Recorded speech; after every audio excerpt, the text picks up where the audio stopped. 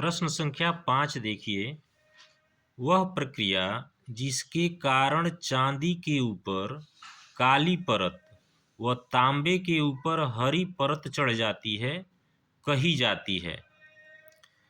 तो इसमें उदासीनीकरण, ऑक्सीकरण, अपचयन और संक्षारण दिया हुआ है।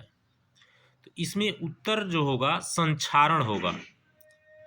लेकिन ऑक्सीकरण क्यों नहीं होगा?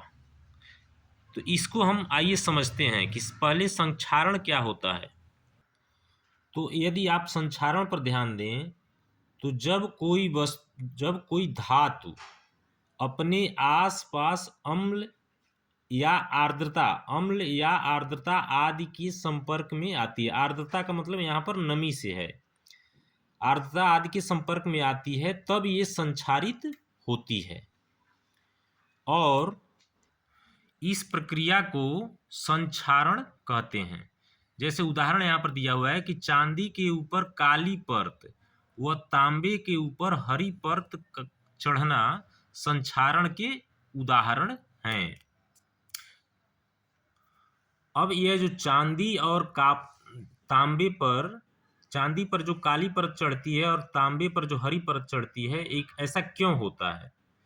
तो जब खुली हवा में कुछ दिन छोड़ देने पर सिल्वर की वस्तुएं काली हो जाती हैं। ऐसा क्यों होता है? सिल्वर का वायु में उपस्थित सल्फर के साथ अभिक्रिया कर सिल्वर सल्फाइड की परत बनने के कारण ऐसा होता है। तो इसको आप ध्यान देंगे, यहाँ पर सिल्वर जो है ऑक्सीजन से, यानी हवा में जो उपस्थित ऑक्सीजन उससे क्रिया नहीं कर रही है। सिल्वर जो है हवा में उपस्थित सल्फर के साथ अभिक्रिया करके सिल्वर सल्फाइड बनाती है और वह सिल्वर सल्फाइड के कारण सिल्वर जो होता है वो काली हो जाती है।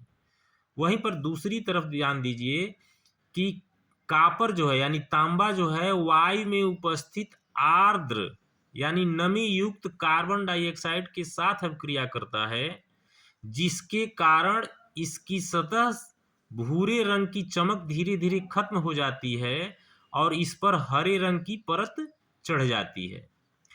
अब यह जो कार्बन डाइऑक्साइड के साथ क्रिया करता है तो क्या बनाता है? बेसिक कापर कार्बोनेट बनाता है। यह कापर कार्बोनेट के कारण कापर का जो रंग होता है वह हरे रंग का हो जाता है। तो यहाँ पर इसको आपको ध्यान देना है कि यह जो क्रिया है वह संक्षारण की क्रिया है और संक्षारण की क्रिया में कापर का कार्बन डाइऑक्साइड के साथ क्रिया होता है और सिल्वर का सल्फर के साथ क्रिया होता है। तो वह सिल्वर सल्फाइड बनाता है और ये कापर कार्बोनेट बनाता है, जबकि ऑक्सीजन के साथ इसकी अभिक्रिया नहीं होती। यदि ऑक्सीजन के साथ अभिक्रिया होती तो जो प्रश्न में ऑक्सीकरण दिया हुआ है वह उत्तर सही हो जाता, लेकिन संक्षारण ऑक्सीकरण नहीं होता। लेकिन यदि कापर चूर्ण की सतह पर कापर ऑक्साइड की काली परत चढ़ जाए तो वहां पर वह ऑक्सीकरण के कारण होता है।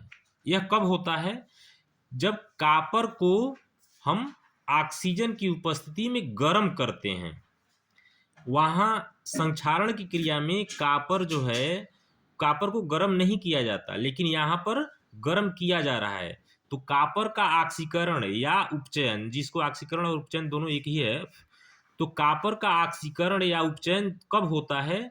यह ध्यान देने की बात है कि कापर को जब हम गर्म करते हैं, तो यही देखिए, यदि हम इस पदार्थ को गर्म करते हैं तो एक गर्म CuO जो है CuO में कन्वर्ट हो जाता है और पुनः यदि हम इस गर्म पदार्थ Cu के ऊपर हाइड्रोजन गैस प्रवाहित करें तो सतह की काली परत, अब यहाँ पर ध्यान देना है कि वहाँ पर कापर का जब संक्षारण होता है तो वह हरे रंग में बदलता है, लेकिन यहाँ पर कापर को जब हम गर्म करते हैं और यहाँ ऑक्सीकरण होता है तो वह काली परत चढ़ जाती है कापर के ऊपर, तो काले रंग में बदल जाता है।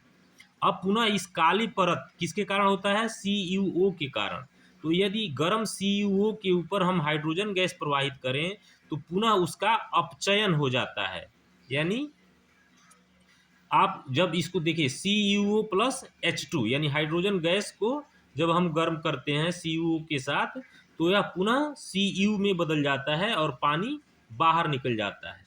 तो आप देखेंगे कि अभिक्रिया के समय जब किसी पदार्थ में ऑक्सीजन की वृद्धि होती है तो कहते हैं उसका उपचयन हुआ है, यानी कॉपर को जब हम गर्म करें और वह CuO के रूप में काली परत जब चढ़ गया तो यहाँ पर ऑक्सीकरण हुआ, और यहीं पर जब CuO पर जब हम हाइड्रोजन को प्रवाहित किए और फिर गर्म किए तो यह पुनः क्या हुआ, कॉपर में बदल गया।